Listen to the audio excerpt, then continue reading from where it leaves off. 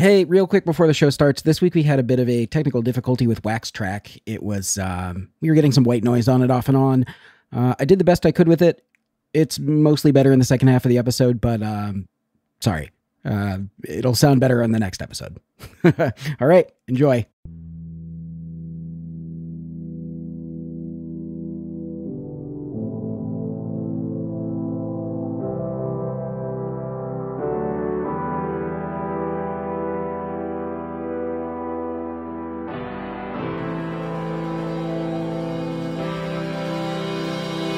It's the 25.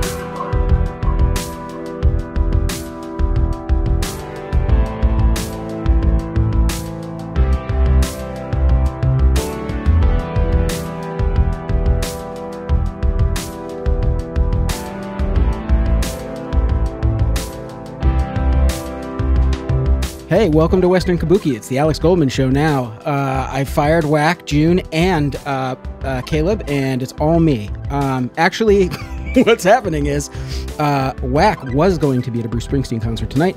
The boss canceled on him. So we're all here. The gang's all here, but we all... I don't know what we're talking about. Well, I do know to some degree what we're talking about. How are you doing, Alex? I'm doing great. How you doing, Whack?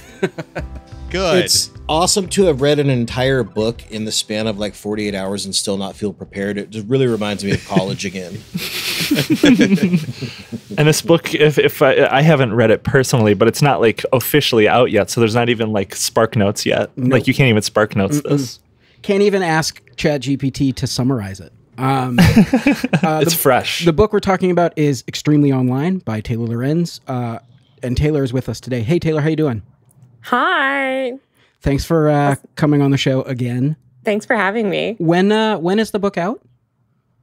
It's officially out on pre-order now, so you can order it now, and you'll get it October 3rd. But order it now, because pre-order, as I've learned from the fucked up publishing industry, pre-orders are basically the only thing that counts for like bestseller lists and stuff. So I've heard a lot of people say that. Is that because like all the pre-orders count as like first day sales? Is that how it works? Yes. So you'll never have that many sales again. So like if you want to get on anything, and also pre-orders are like what bookstores look at and stuff when they're like deciding what to stock. And yeah, it's all about the pre-orders. So we're not supposed to say it's out October 3rd. You're supposed to say it's available. So that's why, well, maybe that's not why, but like Tucker Carlson had that, I think it was like a memoir come out recently, and it did like really bad numbers. I didn't realize that was all based off of pre-purchases. Yeah. Yeah, I just got to get more than 3,000 and I'll beat Tucker. So let's go. I think you'll easily beat that. He's really fallen off. It's quite astonishing. Yeah, it's incredible. Yeah. So can you tell us a little bit about what the book is actually about and why the hosts of Western Kabuki, mostly being me these days, would want to talk to you? Yeah. So the book is sort of a social history of the rise of the social internet. So from blogging culture to, Vine to TikTok, it's about kind of how the social media industry emerged and more specifically sort of how the content creator industry emerged and how this like $500 billion industry was shaped. And I cover tech from the user side. I think there's been a lot of books that I read, all of them that are like, the YouTube history book or like the Instagram book or whatever. But I kind of wanted to like zoom out and just talk about like, the first 20 years of this sort of social media landscape and what it's done and the industry that like the sort of the influential content creators that shaped, the culture, I guess you could say. And also just like revisit some like past stuff. Like it's very much like a kind of an internet history book, but I think it's full of a lot of nostalgia. I don't know if any of you guys actually read it or not yet. Yeah. You did? Okay. Caleb has read the most of it. I have read some of it. Whack is just here he's along for the ride. And let's fucking go, bro. Yeah, I was the way I was describing it when Alex and June and I were having our little production meeting about this was like if a Game of Thrones maester wrote of the internet for a king, it would be like this, kind of. It's it was really fun. Obviously, probably not unsurprisingly, my favorite chapter was about Twitter, and because I'm getting up there, I'm pretty old. It was some of the early stuff you were talking about from like the San Francisco earthquake, and some of the just like the little events that you were mentioning. I was like, oh man, I remember that. I'm old now. The Bronx Zoo Cobra. Like all those like parody accounts. You used to make a parody account, like the every Shaq parody account. Yeah, that was one I remembered. Yeah, it's kind of like it sort of like talks about just the evolution of this whole industry that we all now like marinate in all day. So I think people will find it interesting. Also, it's just like I really hate the corporate Silicon Valley narrative about the internet. That's like, these like tech geniuses came and bestowed these products, upon us. And, I think if you read my book, you see actually it was really messy. And often it was like content creators and users and just people that sort of like hacked the things together, like kind of like made their way through the internet or like pioneered different forms of expression online and ended up really shaping these products. So yeah, I mean, an example of that, like that kind of just happened and still kind of happening is with, we've talked about it a little bit, but like Blue Sky. Like Blue Sky was around for a little bit and it was like just mostly tech people and like crypto people on there. And then a bunch of like power users from Twitter and like posters, like shit posters joined it. And then all of a sudden it kind of was ascendant in a way and kind of has taken a shape that it is now. Like it's the tech people might like build the frame, but like without people that are actually funny or like want to use what they build. Like it's or give not people really a reason to use it. Like have a reason to like interact with people who are interesting to interact with or good to interact with. It's really crazy what could happen when somebody doesn't understand what that means at all. Well, also, like, I mean, Blue Sky is a perfect example because it is, like, I talk about this in the book, but it's like this notion of, like, user-driven product development where it's like the users are the ones holding the platform accountable, being like, why don't you have these features yet? Or, like, why are you allowing people to have slurs in their username or whatever it is, because Silicon Valley people don't always, they're not great with social tools. And I think it's the creative energy of people online that really fuels these platforms and makes them successful. As we've seen, like, I think that's why people like Elon Musk are so resentful because they want it to be the other way around. They kind of just want to be little dictators. I mean, the STEM brain.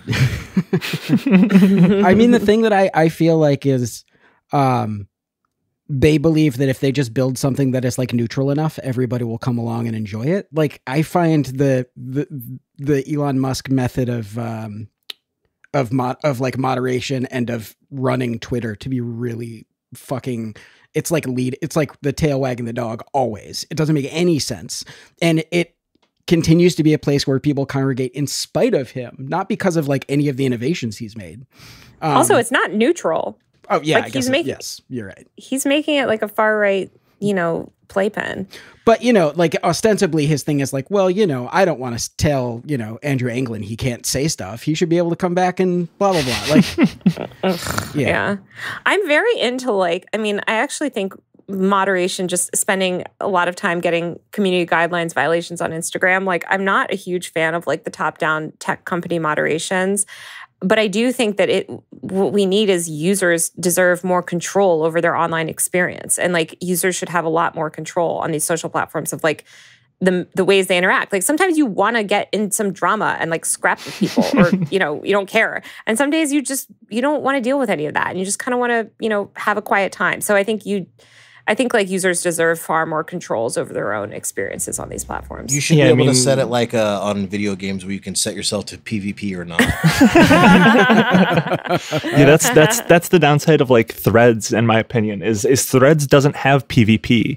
The one time I tried to cause drama on there, my post got removed for being like too mean, which it really wasn't. Just like that you did heroin in an Arby's bathroom or something. That was one of the two. That was one of the two that got removed. There were two. There was a day where two of my posts got removed, and yeah, one of them was the doing heroin in the Arby's bathroom one. And I was like, this just kind of like sucks. I don't know. I can't like post, But I mean, the other thing is like no moderation on a platform that is the size of all of the platforms we have now, right? Scales really, like even user moderation. Like, how do you scale user moderation on Twitter or Facebook? Are you just saying like people should be able to shut off notifications or shut off people's ability to reach them? Yeah, exactly. Yeah. Like sometimes I just want to come on and share my article and I actually don't want to hear from a single person, right? And I should be able to share my link and shut down comments. And if that's how I want to engage, that's how I can engage. You know, like I hate this notion of like everything is up for, you know, debate or like, you know, everyone can weigh in every single way, like DMs and quote tweets and stuff. I want to turn all that off sometimes. I want an away message as well for like, I just want to be like, don't reach me right now. Don't tweet at me right now. I'm just lurking or something, like ghost mode. Yeah. Yeah. But I mean, I don't know. Like the moderation thing is always hard. I mean, obviously Reddit has like a really robust community moderated model. And I think people on different subreddits have different understandings of the norms within those communities. I just think like a top-down approach, usually these tech companies are just not good at enforcing it. They just unleash these AI systems that sort of, ban funny jokes and still somehow allow all the Nazis. So right. They all seem backwards, basically. Yeah. One of the things that I found kind of interesting in this book is like, you know, you talk about influencers, people coming up on the internet and like, you know, wrangling pretty large audiences. I count you among those people, and like there's not very much like Taylor in this book. It's a lot more about people outside of you. I thought that there would be some like personal. No, I'm not insane. You don't want to be. You don't want to be known. You don't want to reveal your soul. Don't perceive me. So we really thought we were going to get maybe like a love letter to what Twitter used to be, or like your experiences like coming up, like we talked about a little bit on the last episodes. Like this is all, which is very funny because you know, the way that you are perceived in certain circles on the internet is the exact opposite of, you know, this is completely agnostic of any sort of opinion. This is all just like, this is what happened. This is who this happened to, like in a almost fairly linear fashion, you know? Yeah. So I liked it for what it was worth. It took me a while. I was like, okay, I'm just, I don't know, dumb. I was reading. I was like, okay, Taylor, like you've given me enough like preamble. I understand what the internet is. When are you going to tell me like what's your scoop on this or whatever? Right? You know, I was waiting for you to kind of come in. But no, that actually worked out I think in a way like way better because, you know, being able to, like I said, almost the nostalgia factor of like, I remember when this happened, or kind of, I missed Friendster or whatever, but the whole like MySpace thing. And I can't remember the young lady's name, the 13-year-old who ended up getting like 25,000 followers. I was laughing because I knew a bunch of people like that in real life that when we were just kids had thousands of friends on MySpace and stuff like that. It was very funny. Yeah. I like people to be able to like put themselves in my work and kind of make their own judgment. I mean, all my stories are like that. I never put myself in my stories either. And I mean, yeah, people that say that, yeah. I mean, I don't talk about myself like other than on podcasts and stuff, but like my work is always about sort of talking about the internet. It's always very funny though, because you can tell when people have never read anything I've wrote because they're like, she's a narcissist talking about herself. It's like, have you read? I've never put the word "I" in a story ever. I was gonna say if you've if you've only learned who Taylor Lorenz is from like right wing circles, you'd think you're like an opinion columnist or like a or like a blogger, like a personal blogger, like lifestyle blogger. I was going to ask like because the book is available now, have you gotten any negative reviews from people already that are just like, she's a liar and she doxed libs of TikTok? Yeah. Look at my Goodreads, my fucking Goodreads rating. They were downranking it in May when I was still finishing the draft. That God, what a so bunch hard. of psychos. What a bunch of sad motherfuckers. I want them to get really mad and ban it, so then maybe, you know, or to get them buying it to burn it or something. I take exception to this being in my child's library. It needs to be reviewed by the state board. I don't want to dwell on this, but I have wondered and I have thought about it and like genuinely pondered this, and I don't have a satisfactory answer. What do you think it is about you, Taylor, that makes people lose their fucking minds? I don't know. Look, I would say that the strongest opinion you hold on the internet that like is not held by many millions of other people, like the strongest ones that you express that maybe are not consensus among at least half the internet are A, people should still be masking, and B, offices shouldn't be so cold. That's it. Those are the two strongest opinions you hold that you express out loud. Okay, wait, no, absolutely not. Absolutely not. Do not let her get the next word in. That's fucking bananas. Taylor, the thermostat belongs between, let's say, 68 and 78. That's psychotic. And if I have to send you a picture of my thermostat right now, it's at 87.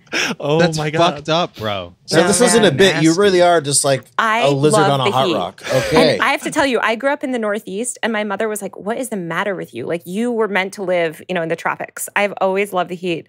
I definitely have some like weird metabolic issue. Like when I was younger, they were like, "Why does she never get too hot?" And I think I've adapted, and I'm going to be the last woman standing when global warming comes for us all. And I just have to say, because people ask me a lot about like COVID stuff, I am not a personal shamer at all. I think everyone has a different risk tolerance. I think actually most people, if you ask them like, "Hey, would you mask around like your fucking elderly relative or whatever?" They probably would if they're not like a huge asshole. I think we need systemic problems to fix COVID. I'm severely immunocompromised. It's like, I don't think everyone masking forever is the solution. The solution is like clean air filtering, healthcare, paid time off, like all these like big systemic things. And it's really annoying that like these right wingers like, she just wants everyone to mask forever. It's like, yeah, I mask everywhere because like I'm immunocompromised, but like, I would actually much prefer like if the world was just kind of made slightly safer and we didn't just like let everyone go to, be sick. And not just with COVID, with everything. Like, I don't know, I used to work retail and like it's like these jobs you just have to show up at even when you're sick. That's fucked up. We need paid time off. Even in what people refer to as a nominally liberal city like New York, people still, like if you walk down the street with a mask on, occasionally will shout at you about wearing a mask. It's weird. It's fucking wild, dude. Mind your own business. Yeah, people are weird. But whatever. I'm wearing a mask to stay safe, but also like it's such a fucking easy thing to do. Like I don't even want to hear about the drama. And it's also like I don't have patience for people that are like, "No, I'm not going to mask." It's like, okay, fine. So are you advocating for healthcare for people then? Are you advocating for free vaccines? Like what are you doing then to like make the world somewhat livable for vulnerable people? It's fucked up. So, but getting back to my original question, why do you think that? Do you have like an operating theory about why you have become the sigil of like right wing rage about mainstream media? It's so weird to me. Well, I mean, I think there's a couple things. Like one, I'm a woman, and I like, I don't mind getting involved in like, I'll respond to people. Like I cover YouTubers for a living, so I'm not like a wallflower. And also, I think I cover online influence, which is, as you know, the thing that these people want more than anything. And I think they really don't, they sort of want to monopolize that. They want this narrative about the media, that the media is out of touch and they're the only ones, that understand the internet and stuff. And I don't know. And I think I just trigger them for a million reasons. Who knows? I guess I have liberal opinions that like, gay people should exist and not be run out of the country. But yeah. Right. Actual opinion I read in the book was you saying that Gamergate was like a harassment, was like a coordinated harassment, basically. And I was like, oh, that's going to piss people off. They're going to be That's not an opinion. That's not an opinion. I agree with you. That doesn't mean people aren't going to be pissed. Yeah, I know some podcasters already giving me shit about it. He was like, well, don't you think? And I was like, no. I lived through Gamergate. Like, it was fucked up. It was just bad faith. I mean, I just think it was an example. I mean, what I say in the book, and I don't talk about Gamergate like so extensively, but I do think that it was this pivotal moment where people started, that was like the beginning of people realized like, oh shit, these platforms can be like weaponized, in a meaningful way, and kind of like, here's this way we can like exploit the media. But yeah, there's been a lot of interesting, I mean, I don't want to say like overdone, because I do think Gamergate is a really pivotal part of like internet history in terms of like creating like the space that we live in now, like on pretty much the entire internet. But it is interesting seeing the figures that kind of came out of Gamergate and like what they would do before. Like Ian Miles Chung is like a great example of that, where like before Gamergate, he would just like post pretty like harmless, politically like liberal opinions, or like opinions about video games, like how much he loved like Epic Mickey or whatever. Like really like super normal things. But then like Gamergate happened, and it just like ruined, like that whole event is, I feel like, what started like the conspiracy type reign, like influencer that we see, where like everything is a ploy to like ruin them, even though they've been like going for like near a decade at this point. You know, like it's a really weird situation that's really influenced where we are right now.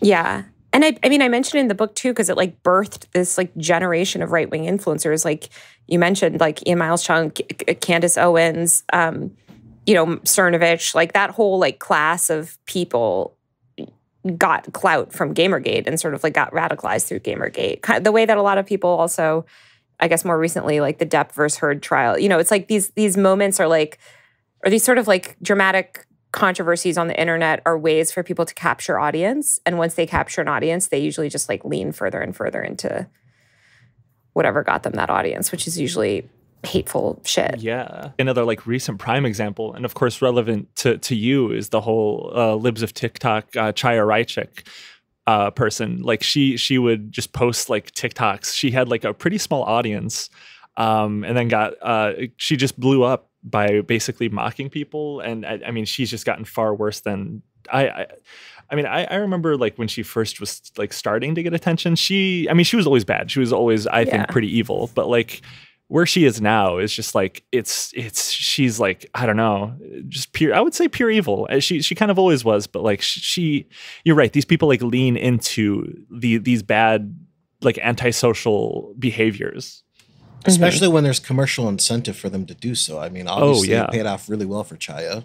Yeah, she got on Tucker Carlson multiple times. Like she's gotten recognized by like the upper echelons of like right-wing media. She looks absolutely dewy at 45 years old. One of the things that I was thinking about when I read the book, there were two things. One, I was thinking about how so much of Gamergate came from 4chan, but how prior to Gamergate, while there was like a lot of chaos and shittiness on 4chan, one of the things that you mentioned on there is how Chocolate Rain made its way from 4chan. And I was like, Chocolate Rain would never in a million years make its way to the internet from 2023 4chan. It's way too fucking racist and terrible and fucked up. It's kind of like we talked about this in the brackets episode with Steph and John. We jokingly call it like the Obama era racism, where like even 4chan, it was like the racism was blunted. It was there, but everybody just called everybody like whatever slurs because it was funny. It wasn't really like particularly metastasized or. Oh, really, I'm sure they had slurs for Tay-Zonday back then. Well, of course they did, but they called everybody everything. It wasn't like ideological. Well, I mean, it was, of course, because anytime you have any place online that's dedicated to free speech, guess who goes there first, right?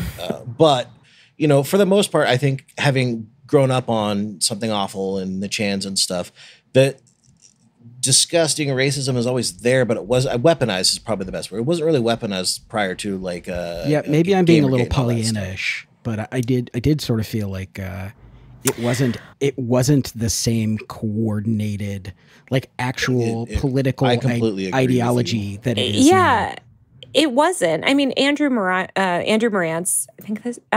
From the New Yorker, wrote.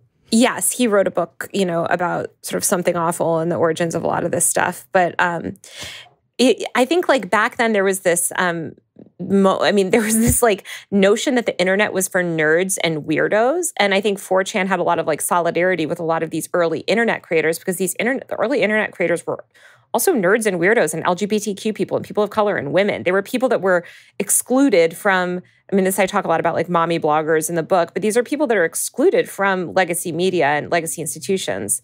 And so that's why they turned to the internet. And then even back, and again, this is my book too, but like when Lonely Girl 15 took off, they were casting for it.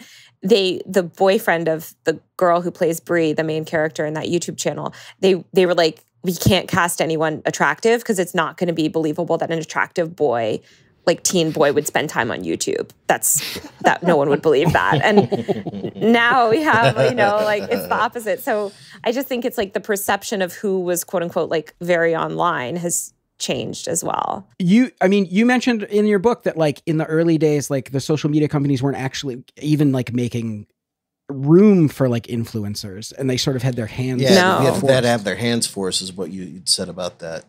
Yes, they did. Like they were like, that's why I was losing my mind in 2021 when all these VCs who spent the past 15 years shit talking the influencer community are suddenly like the creator economy. It's like, you guys were like literally dragged kicking and screaming into this.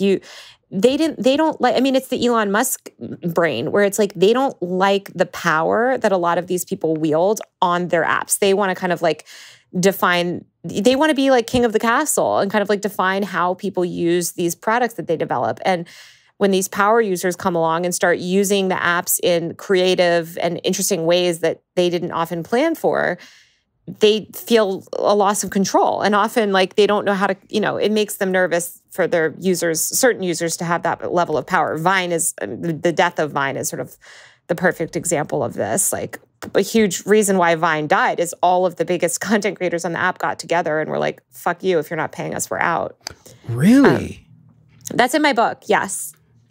I was going to ask if it was... Tell me more about that. I'd love to hear like a little bit of that story. Like how did they all, like, where did they say they were going to go? What did they say they were going to do? How do you go away from Vine if there's not like an alternative to Vine? I guess there's YouTube. TikTok wasn't around at that point, if I remember correctly. It was mostly just Vine.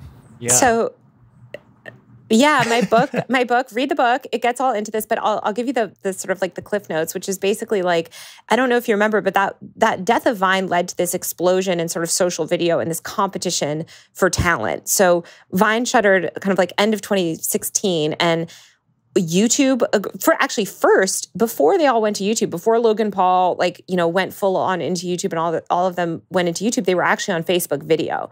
And Facebook video for like 6 to 9 months was giving hundreds of thousands of dollars to content creators to create video. That was like when the first sort of big pivot to video happened.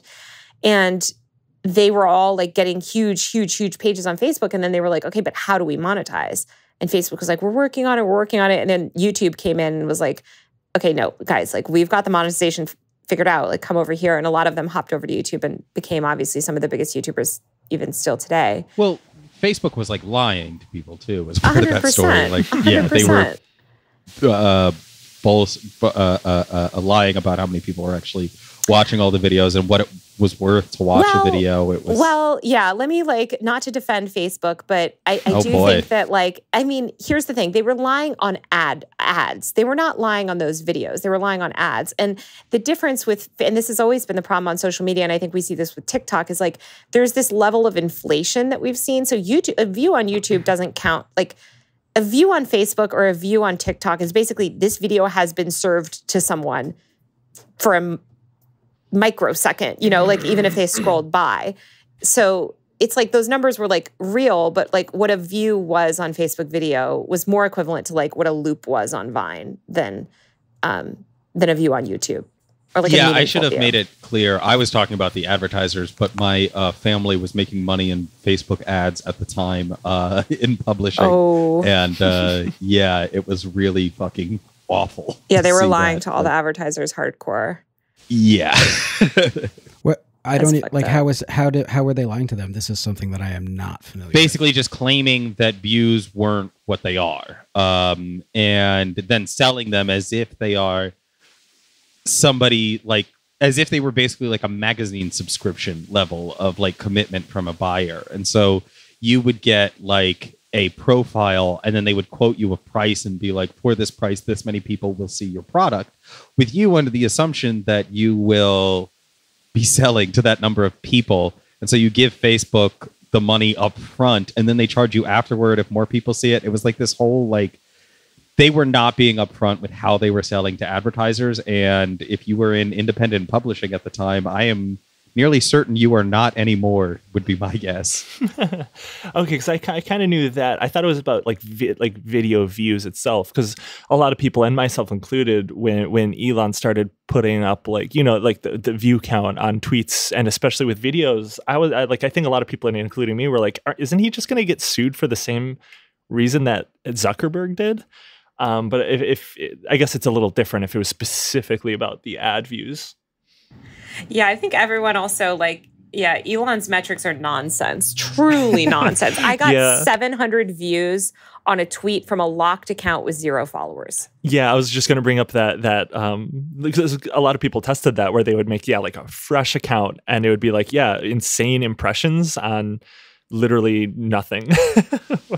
It is different now too, because I think everybody knows Elon's full of shit in the way that people didn't really know about Facebook in like 2016, 17.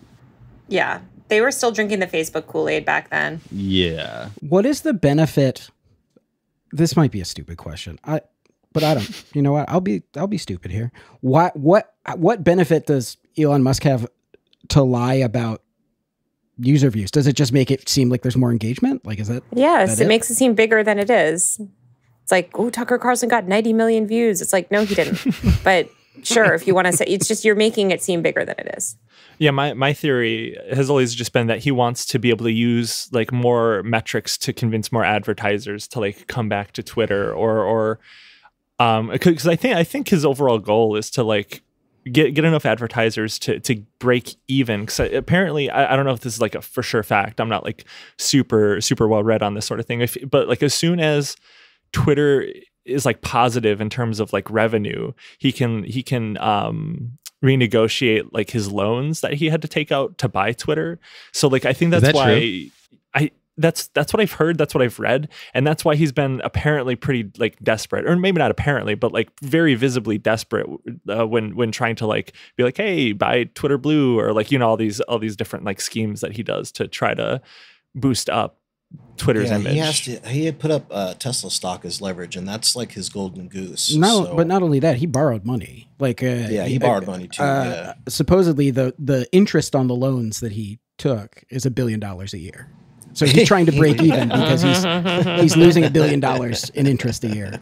So, and his only gambit is to get as many people on the site while being the least likable person. Yeah, honestly, if Elon, it's truly an early '80s kids fantasy movie, like Big or something, just like a kid taking over the company.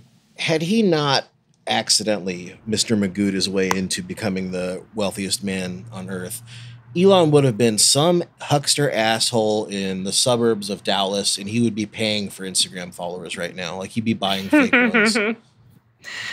I think you're right.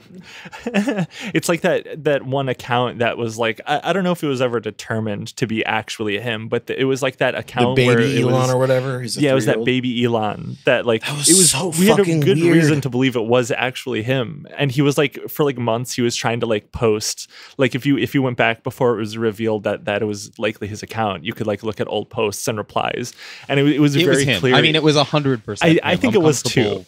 I'm comfortable saying it was.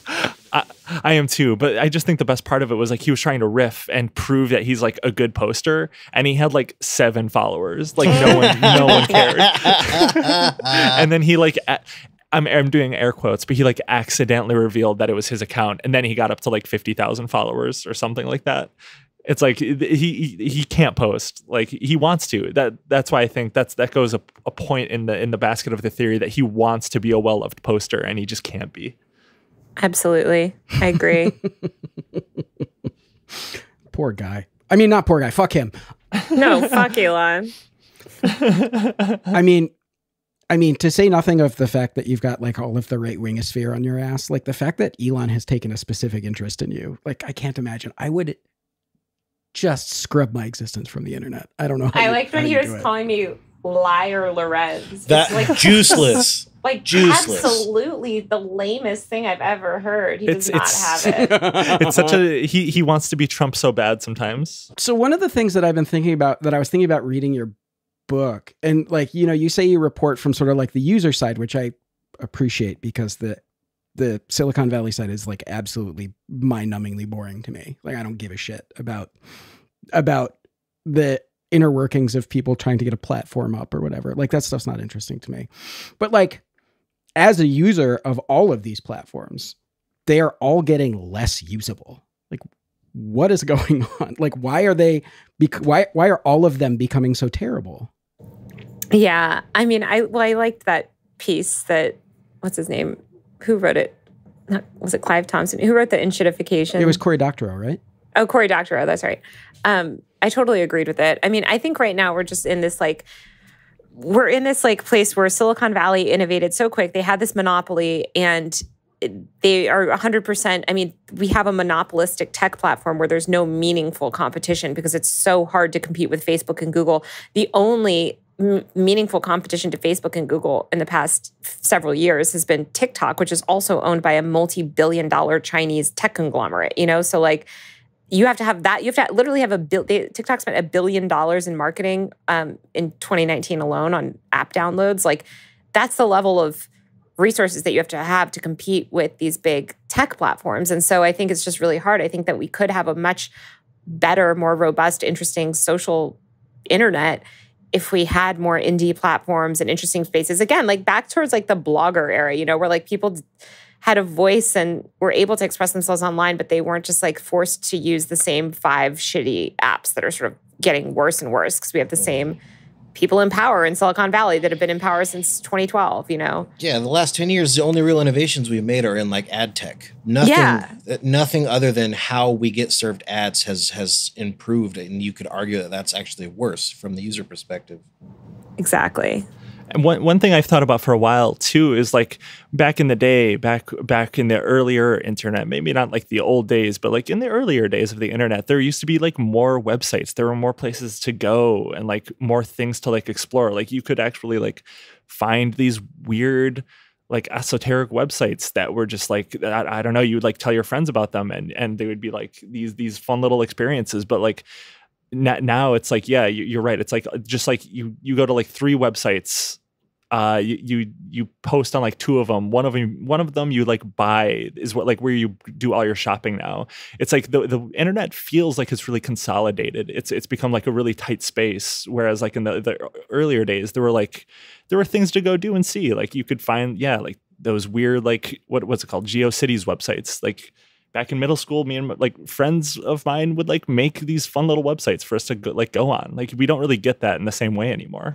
No, and there's not room for self-expression and customization. Like, I mean, MySpace and GeoCities are these examples too, where like you used to be able to like express your personality, and then came the rise of these social platforms of the 2010s that just like, everyone's profile looks the same. Everyone has the same, but maybe you can choose between a light blue and a light purple background. That's the most fun you're going to get. You don't get to put blingies everywhere. Yeah, the first experience, like the earliest memory I have of like that like aesthetic like consolidation was with YouTube.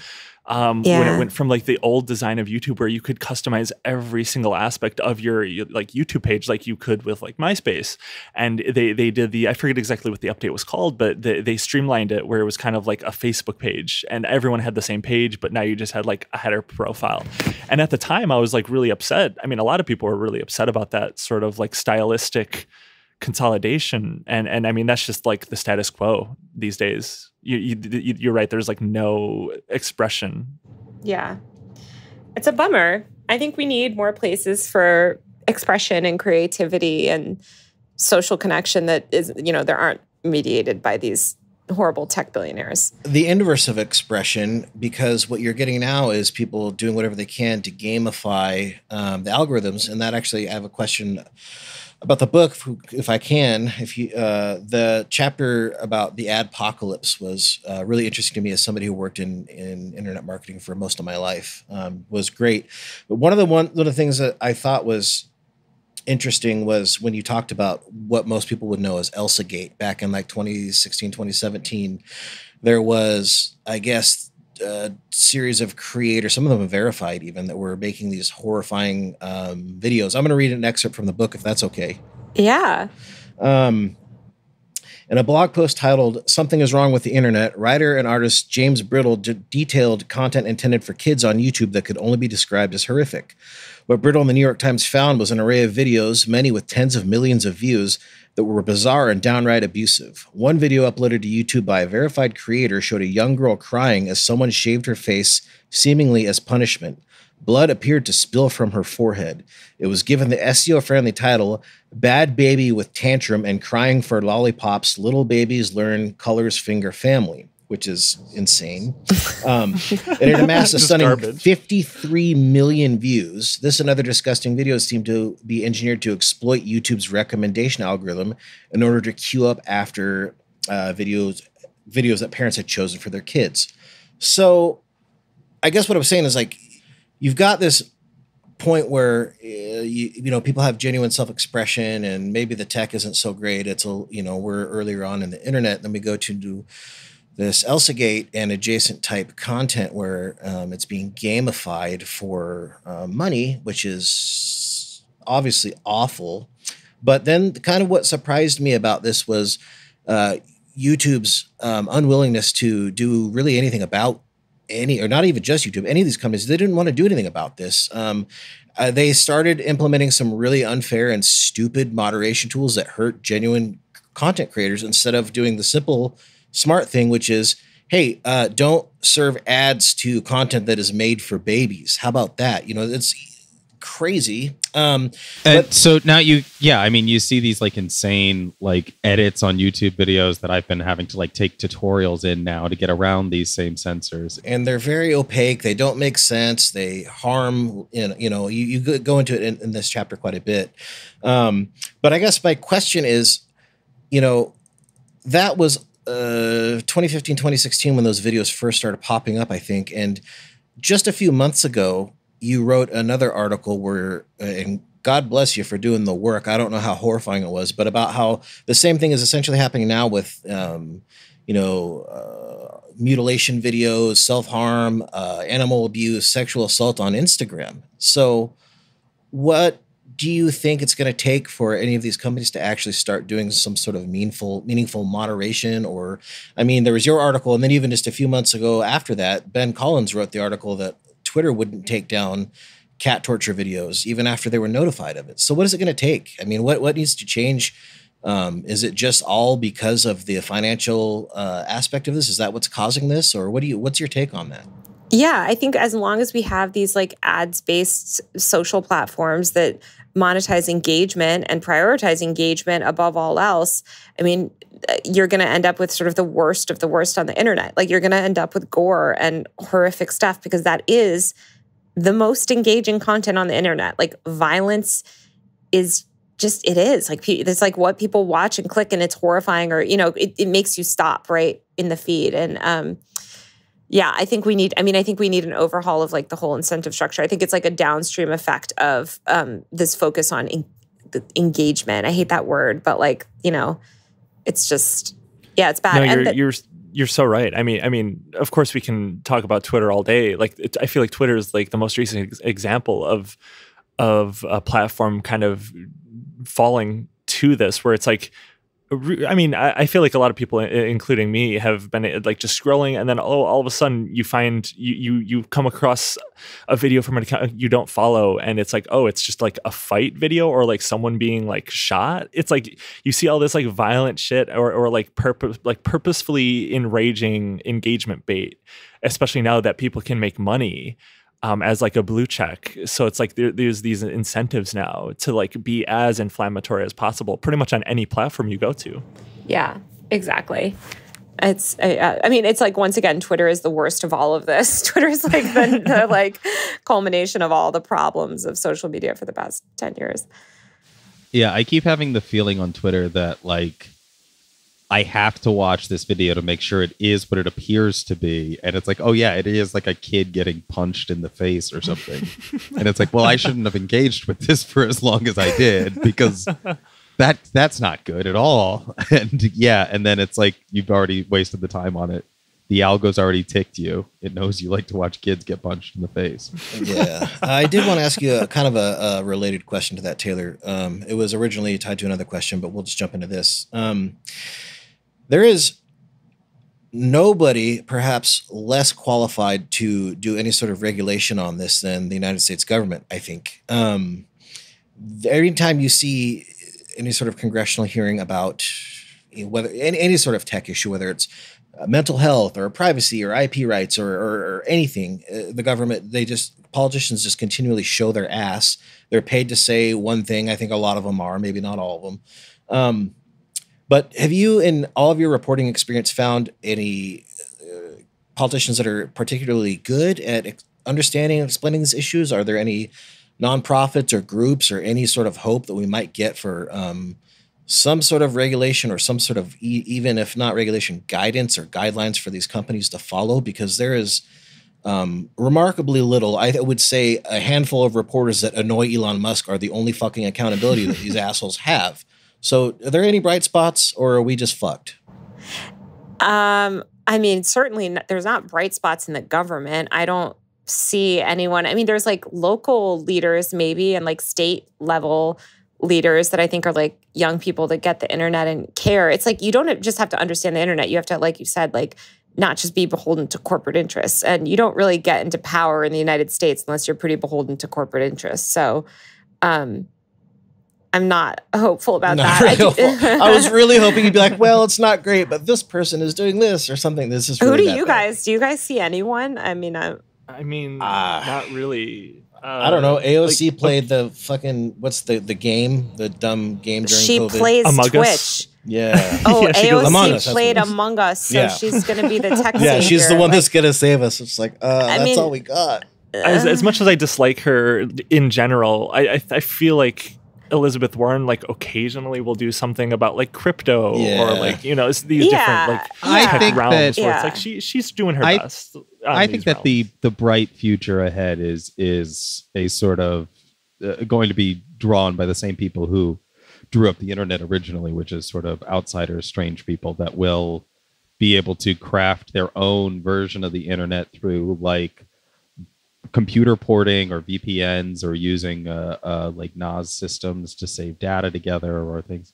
I think that there are. Oh shoot, my Alexa's going off.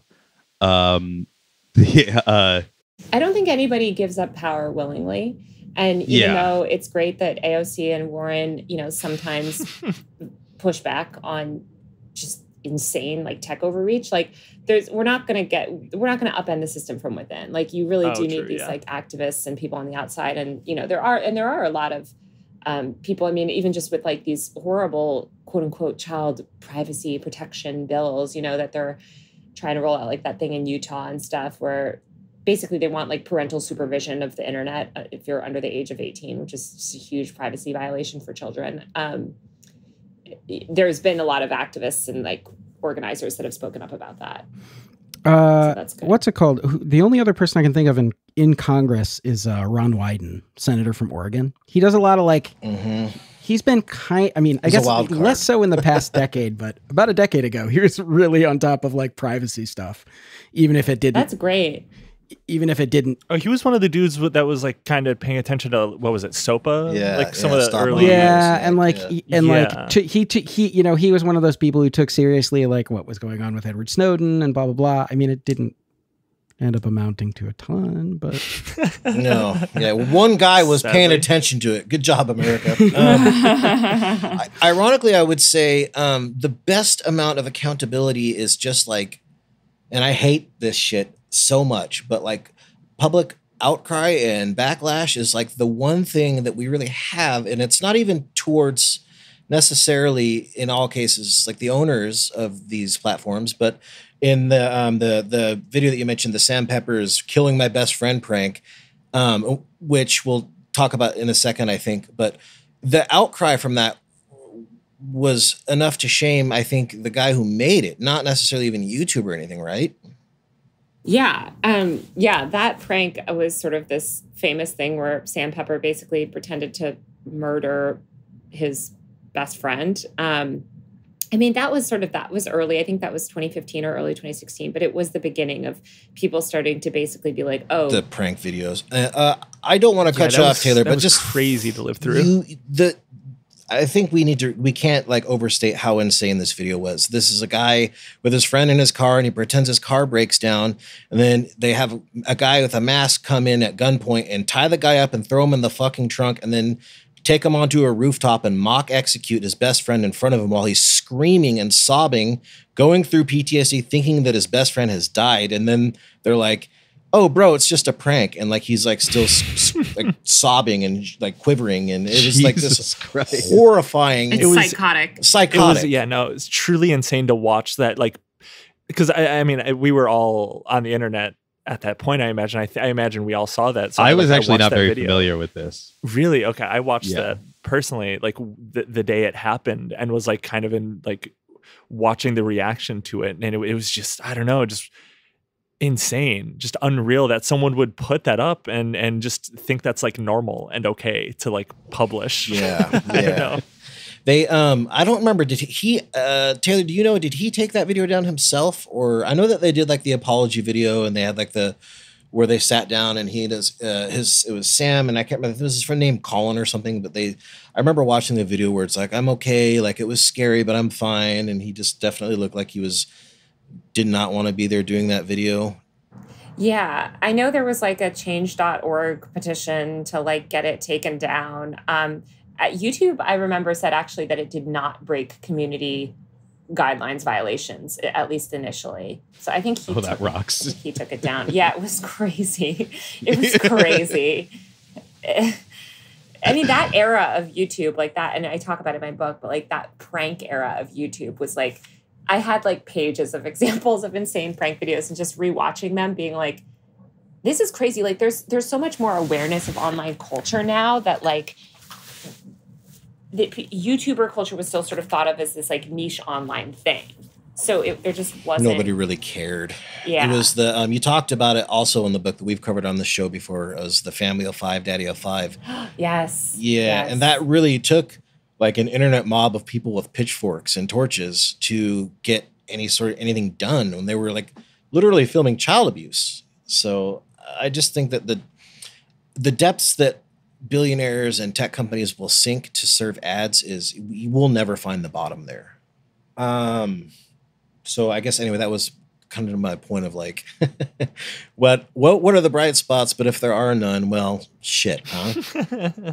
It's very funny that it's like there's not really many bright spots of this. I gotta admit, you had me there, Taylor. I really thought you were going to day. have something on that. Like, oh no, there's this. But I have hope in people. I mean, this is the same way I feel about anything, whether it's. Well, let me ask you this then, because you and maybe I'm just reading you wrong, and it's not even just this book, but in general, you have a very positive attitude about social media still, and about the content, I guess, the creator economy, and in this book that shines through. And I think just in how you write and talk about things, you do seem to have a far more rosy disposition about all this stuff than I do. And I realize full well that I'm a cynic, but what keeps you optimistic about any of this? Because it all feels very bad to me. Yeah, it's funny because a couple months ago I was being canceled online for being a doomer, and I'm such a downer and a doomer, and I was like, I'm usually the one that's not actually. Yeah. But people tend to get mad at you because you're not doomer enough. I know. From what I've seen. Yeah. But no, Schrodinger's doomer. I'm like maybe doomer about some stuff, but no, I mean I just really truly believe in like the power of sort of collective action and expression. And I think the internet is an incredible, powerful tool. And I'm very much like a tech optimist in that way. I think it's just like we're in this weird influx time where it's been seized by billionaires and it's like, overrun with capitalism. But I think that like the way the internet started out and what we could do with it would actually, could actually be very liberatory and incredible. And could be this place for very positive connection and self-expression and all of that. And there are spaces like that are online. It's just like, I think the past 10 years, especially the past 6 or 7 years, like it's gone off the rails. But things can change, and things can get better. And that's kind of, towards the end of my book, I talk about this, but it's, what I want people to take away from my book is that these Silicon Valley people never understand how their platforms are going to be used. Like you said, they actually, public pressure is what makes people change. And I think we as users need to sort of collectively push back more on these tech companies and their exploitative practices and all the fucked up stuff that they do. Do you feel like, so one of the sort of central conflicts for me personally when it comes to like the state of the internet is I generally like a platform that is smaller and caters to like a smaller group of people. Like, yes, I'm on Twitter all day, all the fucking time, but I'm also like, I'm also a member of like some niche, sort of like hobbyist message boards. And I tend to like them better. You are in a bunch of synth forums, aren't you? Listen, I didn't want to fucking say it, but yes. I bet we're on some of the same ones. It's called Modwiggler, and it is a forum for synthesizers and like music gear. But like I like, it's like, that's more like going to the bar, it's like you see everybody there, and it's like you get some people you have good relationships with, some people you have bad relationships with. It's small enough that there's moderators who can like ban the shitheads usually. The problem is that like being a person who is like making a podcast like we are, like being able to shout into in a place that has everyone on it is like really appealing. But lately it's starting to feel like that's really the only appeal of it. Like, how do you balance the like desire to reach as many people as possible with like the desire to actually have a place that feels like there's community? You know what I mean? Yeah. I mean, I actually think this is what TikTok does well with the algorithm. I think this notion of like this era of sort of like broadcast-based social media where like everything you post is default public to the world, like that seemed very exciting in 2010. Now I think it terrifies most people. But people, like you said, you do want to build an audience. You want to reach people that you don't just want to reach a small community. You want to reach a large community of people that care about what you care about. And I think that can be done through maybe more sophisticated algorithms like interest-based graphs and other like discovery mechanisms. I think discovery has been a big problem, and it's something that American tech companies suck at. They suck at discovery. Like there's so much burden on the user. It's like you get on Twitter, you have to like manually find people to follow them. Like that's just a horrible way to deliver content. As a person who has been making podcasts for 13 years now, no podcast app has figured out how to do discovery for podcasts at all, ever. It's terrible. Yeah. And I think discovery, I think like if you think of one of the sort of core problems that might be solved in the next 10 years, I think discovery is that problem. And I think TikTok is actually, I mean, the reason TikTok has taken off, apart from the billions that they spent, is because it's excellent at delivering, engaging content to you that's sort of tailored towards your interests. Do you think, Taylor, because TikTok and Gen Z are kind of almost synonymous at this point when we think of like any sort of social media, do you think that maybe that is a part of why? And like, if you're a younger person, you've grown up and basically, if you're a millennial, you still remember what the old world was like a little bit before everything was just hell, and you saw 50,000 ads before lunch and everybody was fucking miserable and yelling at each other. Do you think maybe that's why Gen Z likes TikTok so much, is because it's almost like a little bit of an oasis from all that on the other kinds of apps? Yeah, I mean, TikTok is insane, and people are yelling and canceling. But you can avoid that really easily. When people tell me about that stuff, my TikTok, and I spend an embarrassing amount of time on there, but mine is like the bird wearing a sombrero and, the funny monkeys at the zoo and some guy playing guitar or something. It's not bad at all. Yeah, I don't know how it happened either. It's just, I got lucky. I don't know. No, you didn't get lucky. I think they're harvesting an enormous amount of data, and they know exactly what is going to work for you. Also, I do think that you have more control over your experience on TikTok and sort of the content you see, and because it's not this follow-based social platform. I think also just TikTok is a more engaging format than a lot of other platforms, and it breaks that follower. The notion that you have to like follow someone and then subscribe to every single thing that they ever say, it's just they're not always going to say things you're interested in. It's much more effective to only get the posts that are relevant to your interests. Like, for instance, I mean, COVID is a good example. I stopped using I stopped using Twitter for like tech stuff, like right after I got banned by Elon, because I was like, if I tweet more tech news, like I already have to ask him for comment all the time. Like, I tweet out some stories, but I mostly just use it to like keep up with COVID information because I'm severely immunocompromised. And there are so many people that are like, I just want to see your tech posts. And I'm like, well, I wish I had a feed, but like, I'm sorry. Like, I wish I agree with you. I'm not, That's why you're always plugging the link tree. Yeah. But like, it's hard. That's a flaw within the product. And like, follow me on Mastodon. That's where I post my tech takes. But yeah, I think there are going to be new platforms that come up. I think we're reaching the end of one era of social media right now. What do you think that future is? I asked this to Ed. I asked this to everybody, mostly because I'm just curious and because I'm gasping for air just like everybody else on the fucking internet. But what do you think that the future of that could look like? I mean, obviously, I think the general consensus from everybody I talk to seems to be either control over your experience or maybe a little bit less centralization than the internet has been for the last 10 years. But what else? Like, what do you think that could functionally be? Yeah, I mean, I do think that people want like more sort of defined experiences. Like, they don't just, it's not enticing to be able to post to everyone. I think people have a lot more like sort of stronger understandings of privacy. And also I think a lot of people want more ephemerality on the internet too. I think not every post needs to be permanent. Like, the fact that every tweet is permanent is so insane. It's like they should expire. It is funny, though.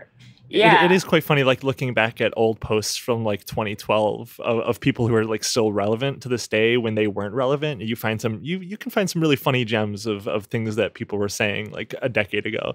But that is, I guess, that can cause some issues possibly. I mean, honestly, like the worst part of the removal of access to the API that, or sort of the charging for the API that Elon has instituted, is that I used to be able to delete my tweets easily. I would just go to the tweet delete website and delete my tweets every couple of weeks. And I know that you do or did that too, Taylor. Yeah. And now I do. And now I for the past 6 months have been deleting them manually like a fucking lunatic, like a crazy person. I've given up. I don't tweet. Yeah, I mean, I tweet a lot. I mostly retweet kind of information about healthcare related stuff, but I don't really tweet as much as I used to at all. Good for you. That's I feel like that's incredible growth on your part. You should be able to delete that stuff, though, especially if you are NFL wide receiver for the Denver Broncos, Jerry Jeudy, and you are talking about Big Bird from Sesame Street. Google it. Can you say it, or is it too bad that you I can say it. It's just very funny. He was like a kid, and he just had like 40 tweets about Big Bird for some reason. He was like 15. I have them up right here. One of them is just Big Bird. And then another one, what if you see Big Bird fucking Elmo?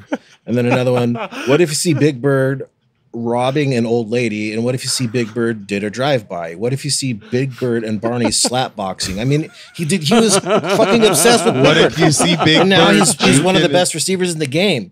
So. See, that's awesome though. That's why I get the appeal of like an expiration for stuff like that. But I don't know. I like little time capsules. There's a give and a get for that. Yeah, because you lose the Big Bird tweets if you delete the history. But I deleted everything. What if you see Big Bird juking in the club? To Heartbroken. That was my favorite one. What if you see Big Bird getting beat up by Cookie Monster for smashing Elmo? He has all these insane Big Bird related scenarios, and now the guy's worth like $70 million or something. One of the funniest things about John Cullen, who was on our show the other week from Block Party, is that he used to be like a super earnest poster and huge fan of Entourage. And I don't know if they're still up, but he has in the past read aloud some of his like Entourage tweets from like 2012. They're really embarrassing. Like, I don't know how that guy became the man he is today, but they're rough. Yeah. I'll have to find that. That's awesome. But no, I can't imagine living in a world where we don't have the I am Hitler from India. I'm Indian Hitler. Yeah. Like that's we got to have stuff like that. I'm so glad that my comedian account is completely separate from the Whack Nicholson thing. So I am not connected to any of the things I said before at all. It's same with the account I had in high school. Holy shit. That was I mean, not that it was bad. It's just cringe. Yeah. It's gone forever. Can we jump back really quick, Taylor? Because I wanted to ask you, but I didn't want to cut you off. You talked about COVID, but you also wrote about in your book about how COVID changed how we all use the internet. And can we talk about that? Like, what do you, if you had to summarize the biggest ways and what changes that really made from a user perspective, what would you say are the big ones? Yeah, I mean, I think the biggest thing is that it forced everyone to live in the online world for a while, a few months, which was enough to like make a lot of people completely go batshit insane somehow. I'm like, we've been living on like this, for a while, but I think it, and I think it actually, I actually think it was a positive in some ways, just in terms of like the perception of, I'll say what it did is like it forced a lot of people in Silicon Valley and the media to take online culture seriously. And I think it was this sort of like pivotal moment. My book kind of ends around that era because I think that was truly when like online and offline just merged. And so much of the world now is this like blended reality. The last racist uncle made it online. Everyone is forced online. And also just the world itself, even if you yourself are not hyper online, the world that you live in and the culture you consume and everything is completely mediated by the internet. And the internet is sort of the default reality at this point. So yeah, look at that Planet of the Base. Like that blew up on TikTok and Twitter 2 weeks ago. That was like only 2 weeks ago when that started. And I don't know if you guys saw this, but they were invited by the Jonas Brothers to perform at one of their concerts like yesterday. Insane. It's like that is insane turnaround for like internet culture. I saw the video and I was like, what on earth could they be performing this at? That was a Jonas Brothers show. That's why there's like tens of thousands of people. It's crazy. Oh my God. Like that turnaround would have never happened. Like there were always viral moments, but like you would just go on Ellen, basically. Right. Yes. No, that was the pinnacle. That was like the high point. Actually, it's so funny. Ellen's team shut me down from doing an article on just that in like 2015. Really? Yes. Enemy of the show, Ellen. Well, wait, why I feel I have gotten show? The last laugh on her because she sucks. Did she do anything specifically to us? Bad vibes. She's as us as working people. Yes, she did. Okay, fine. She's an enemy of the show. Sorry, she killed my story, so I'll say I have a personal vendetta. And it was going to be a positive-ish story, but anyway, that's kind of my feeling about like the internet. And I will say, I have to say it is like for a lot of medically vulnerable people, of which there are tens of millions. They still, many people still, myself included, can't fully kind of partake in society because it is incredibly dangerous with this sort of like unchecked spread of this deadly virus. And so, I think people are just more online now, whether out of necessity because they're immunocompromised, they're trying to do a little bit more Zoom meetings than maybe they did before, or just because they work remotely now, which I think is a huge, fantastic development. The flexibility in working has allowed us all to be more interconnected and online. Plus, I think people have just like, especially, I feel like a lot of us included built up kind of like a social media presence during the COVID era, like especially like lockdown. So it's like June, you ascended during COVID. Yeah, exactly. It's like a lot of our lives have been changed like from just like posting dumb shit. So it's like it's really intertwined itself in like the lives of a lot of people just like eternally now, unless you just like log off, which some people do, but not many of us do because it's addicting. And even if you do log off, you live in this world. Like you are living in the internet world, like whether or not like the whole offline world is so, just from meme stocks are like affecting our economy or like, the way that sort of like news plays out, election stuff. It's all just so mediated by the internet. And that's kind of like what my book is trying to do is sort of like chart that journey to this moment. I was kind of joking when we were talking about it in our production meeting that like, if you're a YouTube video essay guy, this is it. This is the book that you need because you can just open to a random page and be like, yep, that's a 2-hour video. Anything. Oh my God, it's so funny you say that because I was talking to a friend of mine who's a really big YouTuber and I was like, oh, I got to get my book. And anyway, she was like, you just make video essays about like everything in your book, because like it's really easy to do that. And I was like, oh, that's a good idea. Yeah, there's a lot of free content in my book, Video Essays. It's literally a list of things that you could do. I mean, the whole thing, everything, like every paragraph is something that could be conceivably a video essay. That's what I was thinking when I was reading. It's like, geez, like all this stuff I remember, and there's there might be a lot of that for some of the stuff anyway, but there's a lot of good stuff. That's free money for you, Taylor. That's well, I did launch a YouTube channel, guys. Like and subscribe. Wonderful. I do have a YouTube channel Absolutely. now. My friend is actually helping me rebrand it because it looks like shit right now. But like it's Taylor Lorenz YouTube. I have only like 5,000 subscribers, so get in early. That's pretty good. Get in at the ground level. Yeah, that is pretty good. I have a loyal following. Me and Taylor starting YouTube at the exact same time. It's exciting. We should do a collab. We should do a collab. Yes, absolutely, we should. Maybe after I roast your book to hell, you can come on and defend Drag it. Let's debate. Basically, every study that I could find shows like a direct correlation between the amount of time that people spend online and how unhappy they are, especially in children, but just in general. And I think that is interesting and kind of like an inverse to the fact that we're in the loneliest point in human history. We're more connected, but we are unhappy and we feel isolated. And social media seems to be exacerbating that, when initially that was its original purpose, was to bring us closer together. What do you think the reason for that is? Yeah, I think about that all the time, because people, I think as somebody that covers social media, is like, people worry, especially when it comes to children, about the effects. I think it's more of effects of how you use the internet. I think the internet can be like corrosive and bad or good. I think right now, again, we're in this like hyper-capitalist dystopian like version of the internet where like if you are spending time online, you are probably spending time on one of these major social platforms that just incentivizes outrage.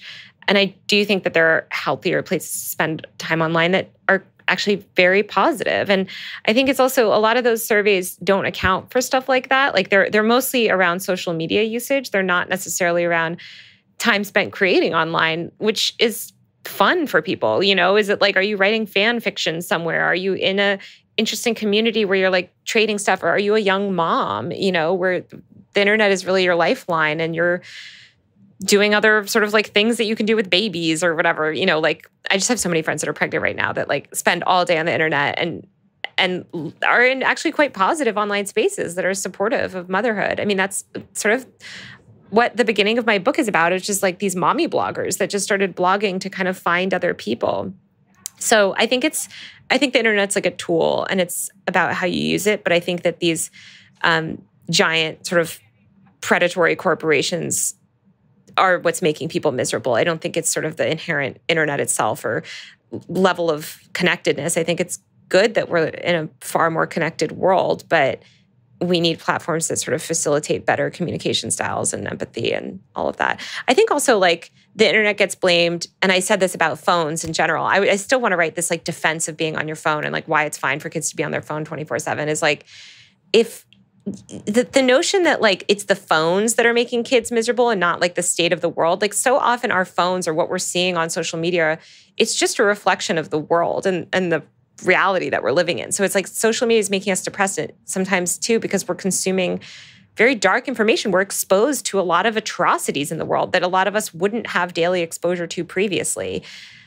So I think, I don't think that's necessarily a bad thing if we're I guess raising awareness and going to do something about it. I just think we need to fix like, I don't know, obviously like everyone likes to say capitalism is the problem with everything. And I kind of agree with that of like, there's all these big systemic inequalities and injustices in our world right now, especially in America, that I think are a much bigger problem than, whether a kid is spending too much time on the internet. I mean, some of it, obviously, like you can get radicalized online and that's bad, but I think it's a lot of panic. I think it's a lot of tech panic that's overblown.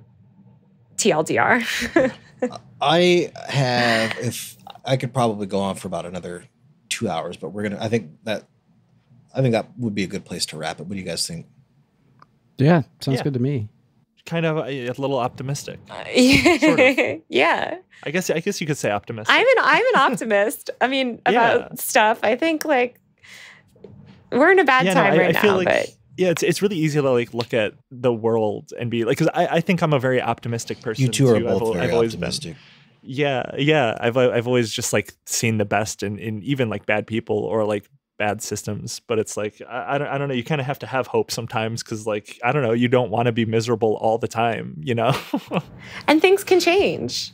Right. Things will change. I mean, things can change so fast. Like look at how fast things have changed already. You know, things could change for the better. I think lately they've been changing for the worse, but let's switch it up. let's make things better for a couple of years.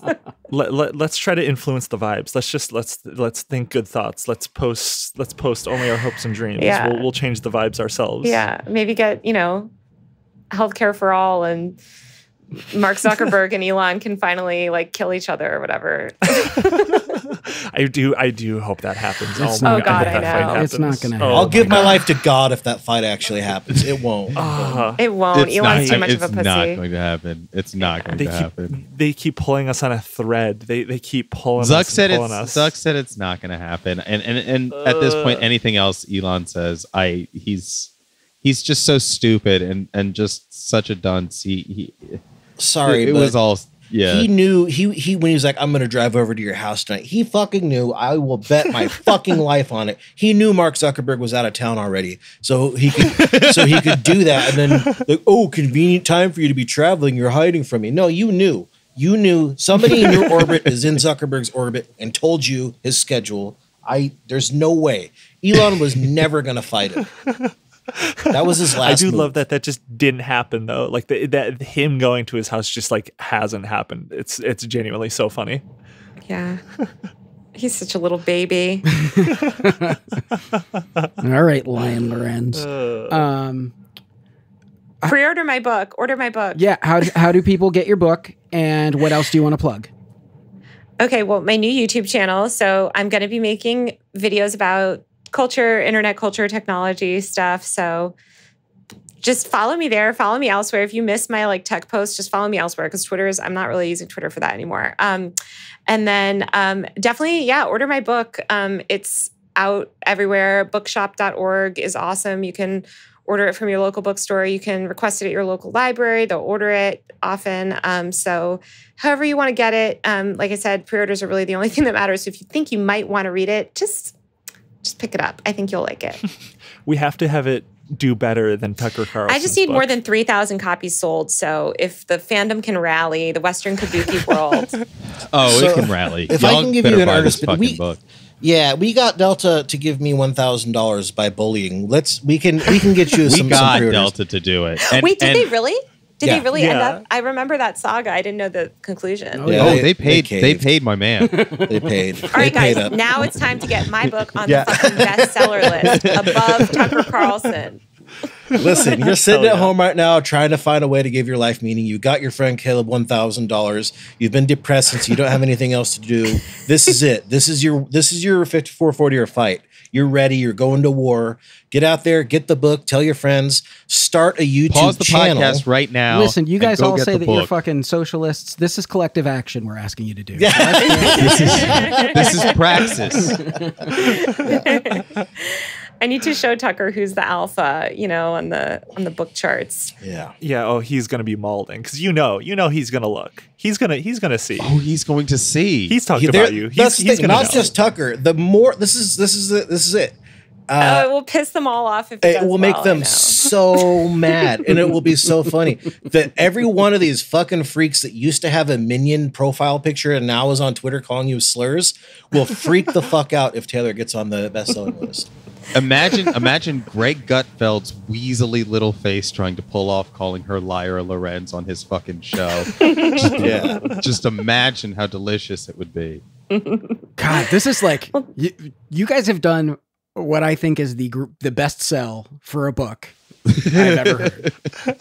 It's like the opposite of like how these because like a lot of these right wingers will be like, oh, if you buy my dick pill, it's gonna own the libs, and you're also gonna poison yourself and go to the hospital. Yeah, you're gonna die catatonic. It's like the opposite.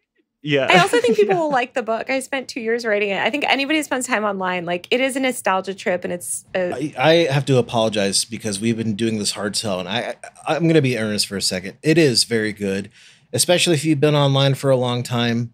I enjoyed it. I would have probably enjoyed it more if I'd given myself more than like 36 hours to read it, but that's my fault. You know, it's a great casual read. It's a good hang. I think that anybody who's a fan of this show is going to find stuff in there that they enjoy.